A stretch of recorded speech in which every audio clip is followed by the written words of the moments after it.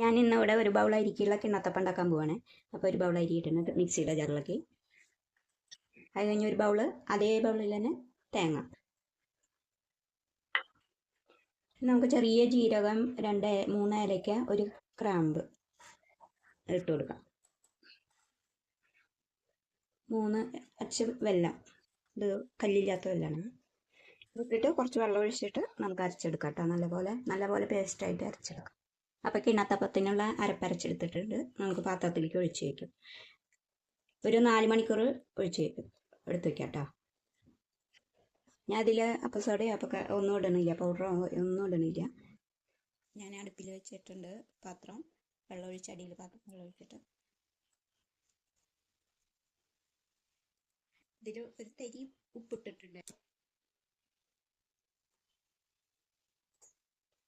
നമുക്ക് ഇതിൻ്റെ മേലേക്ക് ഒരു ബ്രെഡിൻ്റെ പീസ് വെച്ച് കൊടുക്കാം. ബ്രെഡിൻ്റെ മേലേക്ക് നമുക്ക് കുറച്ച് അണ്ടിപ്പരിപ്പും ഈത്തപ്പഴം അരിഞ്ഞത് ഇട്ട് കൊടുക്കട്ടെ.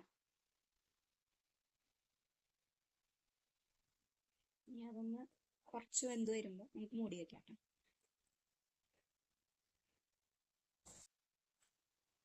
ഇതിൻ്റെ മേലേക്ക് കുറച്ചും കൂടി മാവ് ഒഴിച്ചു കൊടുക്കും.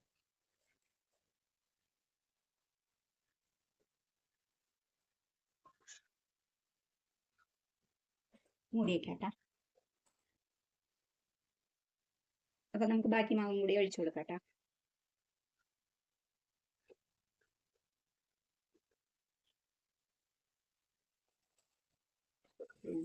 മൂടി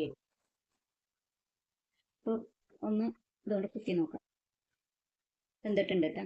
നമുക്ക് അരക്കാം. നമ്മുടെ കിണ്ണത്തപ്പം ഇവിടെ റെഡി ആയിട്ടുണ്ട്. നമുക്ക് മുറിക്കാട്ടോ.